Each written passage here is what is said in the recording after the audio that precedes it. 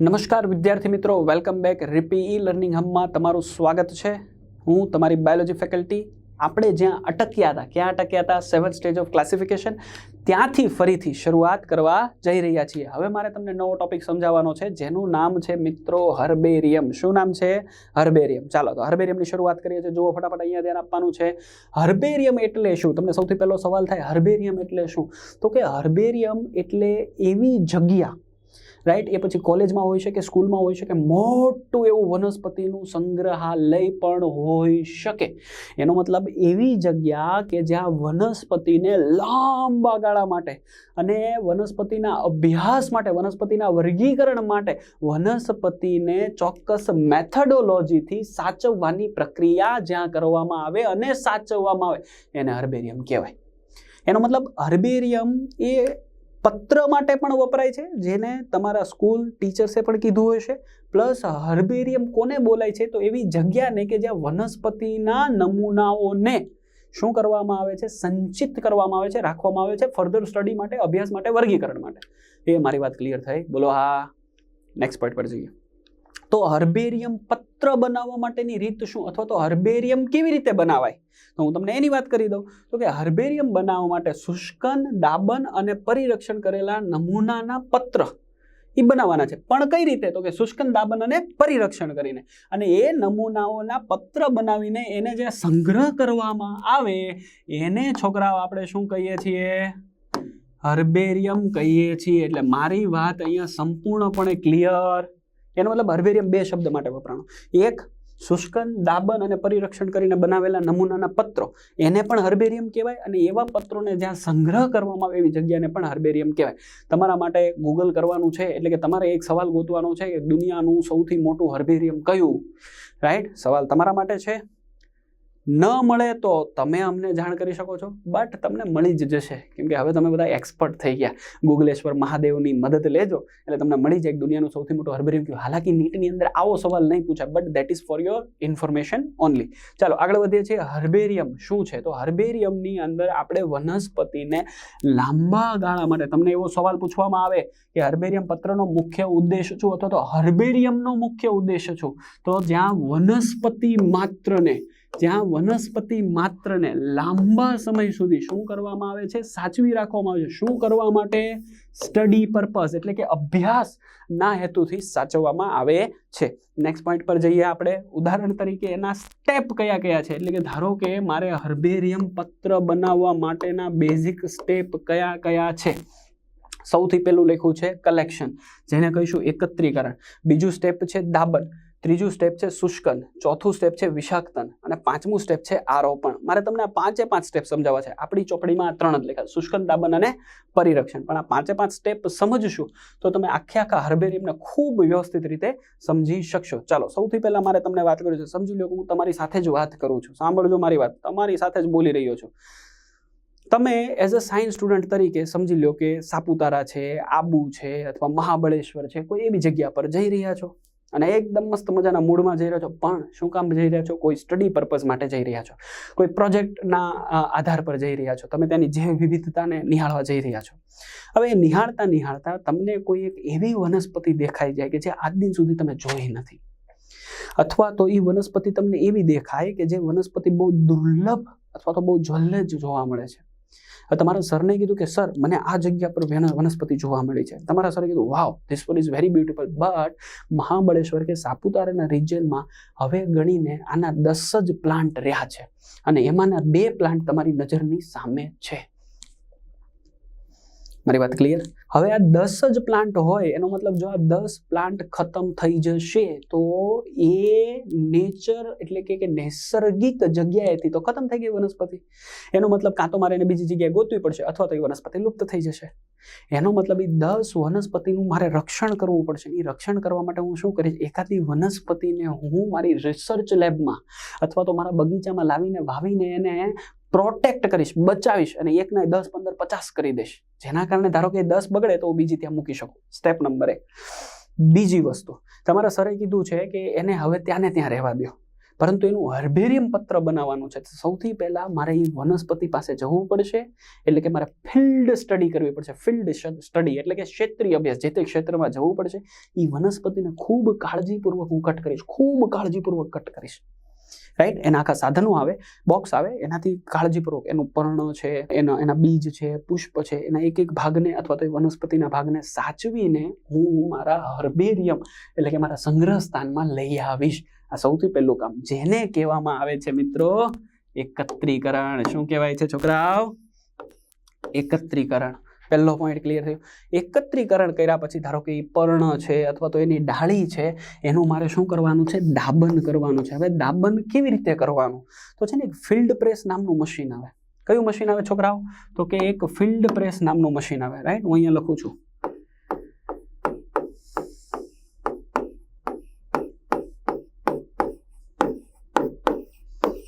Right, જો આ ન દેખાય તો આપણે એને પાછું હાઇલાઇટ કરીએ એટલે કદાચ તમને દેખાશે. અને આમાં ન દેખાય તો let me change my pen. મશીનનું નામ હું ફરીથી બોલી જાઉં છું એટલે તમને ખ્યાલ આવે. શું નામ છે? Field press. ફિલ્ડ પ્રેસ નામનું મશીન આવે. શું હોય? ઉપર નીચે વજન હોય, ઉપર નીચે કાગળ હોય, આ રીતનું એક પટ્ટી હોય સ્ટીલની, એની અંદર ઘણા બધા કાગળો મૂકેલા હોય, અહીંયા પણ ઘણા બધા કાગળો મૂકેલા હોય, અને એમની વચ્ચેના ભાગમાં આ શું મૂકેલું હોય? પર્ણ અથવા તો નમૂના. અને ત્યાર પછી એમને ઉપરથી અને નીચેથી પ્રેસ કરીને દબાવી દેવામાં આવે. હવે જ્યારે વનસ્પતિને દબાવી દેવામાં આવે એના કારણે એમાં રહેલું પાણી જે હોય એ આ પેપરની અંદર એબ્ઝોર્બ થઈ જાય છે. તમને બધાને ખબર છે, વિદ્યા તમે નાના હતા ત્યારે અથવા તો પર્ણ અથવા પુષ્પ હોય ને એ તમારી બુકની વચ્ચે મૂકીને દબાવી દેતા. 6 મહિના પછી તમે ખોલો એટલે એકદમથી પુષ્પ સૂકું થઈ ગયું હોય. બસ એક્ઝેક્ટલી આ પદ્ધતિ એવી છે, જેને આપણે કહે છે દાબન. દાબન કર્યા પછી આપણે શું કરવાનું છે છોકરાઓ? તો કે દાબન કર્યા પછી આપણે એનું શુષ્કન કરવાનું છે. શુષ્કન 2 રીતે થાય, કુદરતી રીત અને કૃત્રિમ રીત. કઈ કુદરતી રીત? તો કે શુષ્કનની અંદર સૌથી પહેલા શું કરશું? પર્ણને લઈ આવો અથવા તો નમૂનાને લઈ આવો, સૂર્યપ્રકાશની હાજરીમાં મૂકી દો એટલે સૂર્યપ્રકાશની હાજરીમાં પ્રકાશ આવશે અને વધારાનું પાણી ઉડી જાય. ત્રીજો છે રસ્તો, જેની અંદર શુષ્કન કરવા માટે આપણે હોટ એર ઓવન. ઓવન તમને બધાને ખબર છે, પેલું ગરમ કરવામાં આવે, એમાં માઇક્રોવેવ ઓવન દ્વારા ગરમ હવા આપવામાં આવે. તો એ નમૂનાને હોટ એર ઓવન, જેમાંથી ગરમ હવા પસાર થતો એમાં મૂકવાનું, એટલે વધારાનું પાણી પણ શું થઈ જાય છે? ઇરિડિકેટ થઈ જાય, ઉડી જાય છે. તો આ 3 પ્રોસેસ મેં તમને સમજાવી દીધી: કલેક્શન, પ્રેસિંગ, ડ્રાઇંગ, એટલે કે એકત્રીકરણ, દાબન અને શુષ્કન. હવે આપણે ચોથી પદ્ધતિ ભણીએ છીએ, જેને બોલીએ છીએ વિષાક્તન. Very very important process. આપણી ચોપડીની અંદર પણ એને લખેલું છે. રાઈટ, તો વિષાક્તન કેવી રીતે કરવું? શું કામ વિષાક્તનની જરૂર છે? કેમ કે આ બધા જૈવિક નમૂના છે, બાયોલોજીકલ નમૂના છે, વનસ્પતિ છે, જે તે સમય સુધી, લાંબો સમય સુધી સાચવવી હોય એની પહેલા તો એ સડી જશે, સૂક્ષ્મજીવોનો મારો થઈ જાય, ફૂગ આવી જાય, રાઈટ, બેક્ટેરિયા આવી જાય અને વનસ્પતિને ખાઈ જાય. તો એ સ્ટડી પર્પઝ માટે લાંબો સમય સુધી તો નહીં રહે. તો લાંબો સમય સુધી રાખવા માટે આપણે એના ઉપર શું કરીએ છીએ? વિષનો છંટકાવ કરીએ છીએ. મારી વાત ખૂબ ધ્યાનથી સમજજો. કોનો છંટકાવ કરીએ છીએ? વિષનો છંટકાવ કરીએ છીએ. કેવી રીતે કરીએ છીએ જો હું તમને દેખાડું. તો આ વિષાક્તન, પોઈઝનિંગ માટે આપણે એક ચોક્કસ પ્રકારનું ઘટક દ્રવ્ય બનાવ્યું છે, જેને બોલવામાં આવે છે ધ સોલ્યુશન ઓફ FAA, જેનું ફૂલ ફોર્મ છે ફોર્મેલિન એસિટિક એસિડ. શું નામ છે મિત્રો? Formalin acetic acid. નમૂના ઉપર એને છાંટવામાં આવે છે, એને આખા ભાગમાં શું કરી દેવામાં આવે છે? વિષાક્તન કરવામાં આવે છે. અને એક પ્રકારનું શું છે? પ્રિઝર્વેટિવ છે, જેના કારણે વનસ્પતિ લાંબા સમય સુધી સચવાઈ રહે અને એને કોઈ પણ પ્રકારનું ઇન્ફેક્શન લાગતું નથી. આ પહેલો પોઈન્ટ થઈ ગયો. બીજો પોઈન્ટ હું તમને સમજાવું છું. ધારો કે કોઈ કપબોર્ડની અંદર આ નમૂનાને મેં મૂકી દીધો છે, તો ત્યાં ભેજ લાગવાની પણ સંભાવના છે. તો એ સમય દરમિયાન ત્યાં નેપ્થેલિનની લુગદીઓ મુકાય છે. શું મુકાય છે? નેપ્થેલિનની લુગદી. અને ઘણીવાર સિલિકાનો ભાવ પણ મૂકવામાં આવે, પાવડર પણ મૂકવામાં આવે. કેમ કે એ શું કરશે? ભેજને એબ્ઝોર્બ કરશે, એટલે વનસ્પતિને ભેજ લાગશે ને એને કપબોર્ડમાં એકદમ ખુલ્લા અને સૂકા મૂકવામાં આવે છે. નેક્સ્ટ પોઈન્ટ પર જઈએ. સર, આ બધું તો તમે પર્ણની વાત કરી, ડાળીની વાત કરી, આ બધામાં થઈ જશે, પણ મારે કોઈ બીજને મૂકવું હોય, પણ મારે કોઈ સમજી લો કે ફ્રૂટને મૂકવું હોય કે જે ઓલરેડી જ્યુસી છે, એટલે કે એમાંથી તો રસ નીકળે ને એને દાબાવા જશો કરીને બધો રસ નીકળી જશે. તો આવી વનસ્પતિને લાંબા ગાળા સુધી સાચવવા માટે મારે શું કરવું?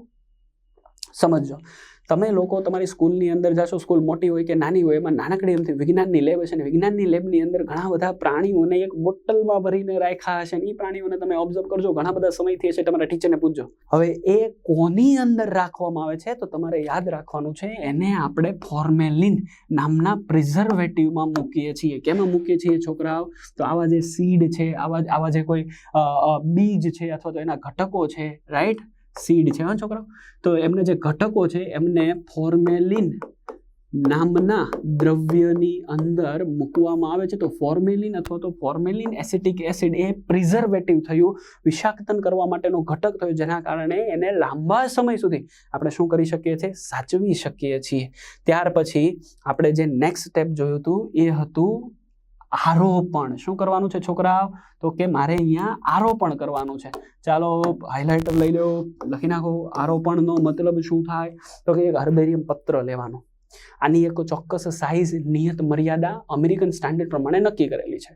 તમારી એનસીઆરટીની ચોપડી જે છે એ એનસીઆરટીની ચોપડીની જર્નલ એટલે કે જે પ્રયોગ બુક આવે છે એમાં લખેલું છે, એ હું તમને સમજાવું છું. શું લખ્યું છે?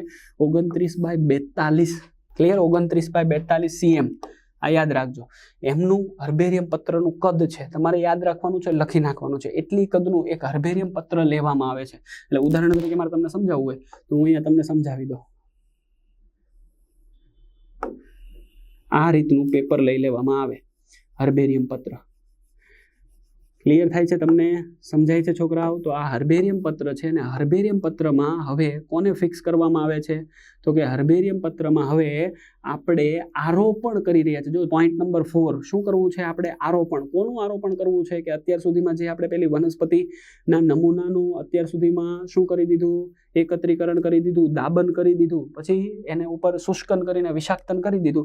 એ વનસ્પતિને મારે હવે અહીંયા મૂકવાની છે. એટલે હવે હું શું કરીશ? પેલા વનસ્પતિના નમૂનાને લઈ લીધો અને વનસ્પતિના નમૂનાને હવે હું અહીંયા આરોપિત કરી દીધો. આરોપણ કર્યા પછી એને ફિક્સ કરવા માટે હું અહીંયા સેલોફાનની ટેપ અથવા તો સામાન્ય દોરા ધાગાથી અહીંયા ચિપકાડી દઈશ, જેના કારણે મૂવ નહીં થઈ શકે, હવે હલી શકશે નહીં, ફરી શકશે નહીં. અને ત્યાર પછી જમણી બાજુમાં એક બોક્સ બનાવીને આની અંદર મારે શું લખવાની છે? તો એ નમૂના માટેની માહિતી. વર્ષ 2019માં નીટની અંદર આ ક્વેશ્ચન પૂછાઈ ગયો છે. હર્બેરિયમ ખૂબ ઇમ્પોર્ટન્ટ છે. ઓછામાં ઓછું પ્રત્યેક વાર નીટની અંદર ક્લાસિફિકેશનના પોઈન્ટમાંથી હર્બેરિયમ તમને પૂછે. ક્લિયર અહીંયા સુધીની આખી વાત? તો જે આ ટેબલ છે એ ટેબલની અંદર આપણે જે તે નમૂનો જે અહીંયા બનાવ્યો છે એની માહિતી અહીંયા વ્યવસ્થિત મૂકવાની છે. તો માહિતીમાં શું મૂકવું એની વાત હું તમને કરી રહ્યો છું, રાઈટ? જો માહિતીમાં શું મુકાશે, રાઈટ, પહેલાં આપણે આ પોઈન્ટ જે છે એને સાઈડમાં લઈ લઈએ એટલે તમને ખ્યાલ આવે. જો તમારી ચોપડી જો તમારી પાસે હોય તો તમારી ચોપડીમાં જુઓ કે આપણે હવે એનું શું કરવાનું છે? લેબલિંગ કરવાનું છે. લેબલિંગ કરવાનો મતલબ શું થશે?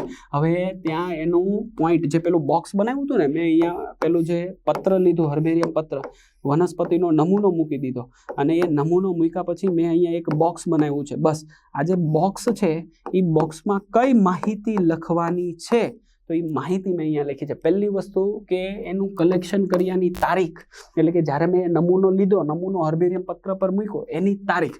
બીજી વસ્તુ લખ્યું છે એની જગ્યા. ત્રીજી વસ્તુ લખ્યું છે એનું ઇંગ્લિશ નામ. ચોથું લખ્યું છે એનું સામાન્ય નામ, લોકલ નામ, રાઈટ, જે તે જગ્યાની હોય ત્યાંનું નામ. પછી એનું વૈજ્ઞાનિક નામ, પછી એની ફેમિલી. ક્લિયર? ફેમિલી એટલે શું થશે? એનું કુળ.